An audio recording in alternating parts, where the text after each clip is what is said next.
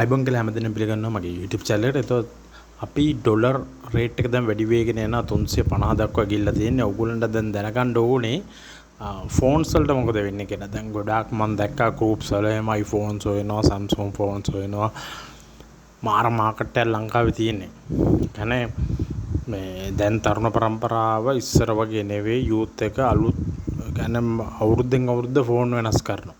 නැත්තම් මාස 6න් 6ට ඒ වගේ එක මොකද අලුත් ෆෝන් වලට වෙන්න යන්නේ මේකත් එක්ක කියලා.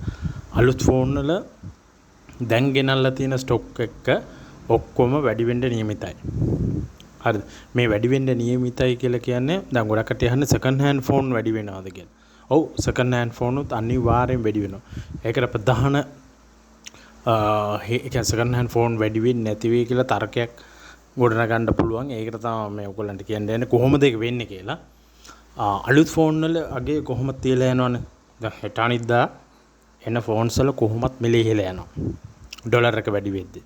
එතකොට ගොඩක් ෆෝන්ස් වල සාමාන්‍යයෙන් 10ට 10ක් 10ක් ඉහළ යන්න පුළුවන්. 10000ක් 15000ක් විතර ඉහළ යන්න පුළුවන්. අනිවාර්යයෙන්. හැබැයි කලින් ගෙනල්ලා තියෙන ඒවලට නැති වෙයි. නමුත් එහෙම කියලා නෑ ලංකාවේ හැම එකම ඉහළ යනවා. එතකොට අලුත් ෆෝන් වල වැඩි ගණන් වැඩි හින්දා මොකද වෙන්නේ? සෙකන්ඩ් හෑන්ඩ් ෆෝන් වල මාකට් එකට මිනිස්සු යනවා. ඒක තමයි වෙන්නේ. සාමාන්‍යයෙන් හැම මිනිහම එහෙමයි. සාමාන්‍යයෙන් දැන් බ්‍රෑන්ඩ් නිව් ලක්ෂ 2ක ෆෝන් එකක් පැකින් කඩපු ගමන්ම 1,50,000කට විතර බහිනවා. ඒ හැටි. මේ එතකොට මොකද මේකේ වෙන්නේ? මිනිස්සු සෙකන්ඩ් හෑන්ඩ් මාකට් එකට යනවා. ඒතකොට ඩිමාන්ඩ් එක වැඩි වෙනවා. ඒතකොට නිකම්ම ෆෝන් වල ඉහළ යනවා. ඊට පස්සේ දෙවෙනි එක ඇවිල්ලා දැනට පාවිච්චි කරලා දැන් ඔයාලට ෆෝන් එකක් තියෙනවා කියමුකෝ. Samsung ෆෝන් එක. ඒක රුපියල් 20000ට යනවා නම් දැනට ඔයා ඒක බලන්න 25000කට දාන්න. මොකද ඔයා ගන්න හිතන් ඉන්න ෆෝන් එක 30000 ඉඳලා 35000ට ගියා නම් බලන්නෙත් 20000ක 25000 කරලා දාන්න. ඒකනේ හැටි. ඒක තමයි රිප්ලේස්මන්ට් කොස්ට් එක. හරි. ඒකට ඒක තමයි යන්නේ.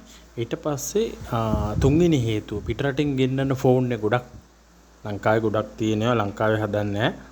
දැන් සෙකන්ඩ් හෑන්ඩ් ෆෝන් උනත් ඔක්කොම ගේන්නේ පිටරටින්. ඩුබායි වලින්, ජපාන් වලින්, USA වලින්, කොරියා වලින් ගෙනල්ලා සමහර US used ඒවා refurbished ඒවා තමයි ලංකාවේ. දැන් ඩොලර් රේට් එක වැඩි වුණ ගමන් මොකද ගෙනල්ලා තියෙන ඒවත් වැඩි කරනවා. ආයි ප්‍රධාන හේතුව ඒවිලා අමතර කොටස් කියන්නේ දැන් ෆෝන් වල ඩිස්ප්ලේ දානවා.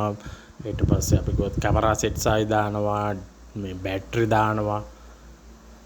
හරි. එතකොට මේවා අනිවාර්යෙන් සෙකන්ඩ් හෑන්ඩ් වා ගන්න හිතන් ඉන්නවනම් නැත්නම් සෙකන්ඩ් හෑන්ඩ් මාකට් වල අනිවාර්යෙන් ඩිස්ප්ලේ බැටරි දාන්න වෙනවා. ඔයාලට ඒක තේරෙනවනේ. එතකොට යන්නේ එකයි මේ රේට් හින්දා මේ අඩු වෙන්නේ නැහැ සෙකන්ඩ් හෑන්ඩ් මාකට් එක. සෙකන්ඩ් හෑන්ඩ් මාකට් එකත් වැඩි වෙනවා. කවුරු හරි කියනවනේ මේ මට්ටමේ තියෙනවා කියලා ඒකත් බොරු දෙයක්. පුළුවන් තරම් ඉක්මනට ගන්න බලන්න. ඒක තමයි මට කියන්න ඕනේ. එහෙනම් නැවත වීඩියෝ එකකින් නැවත හමු වෙමු.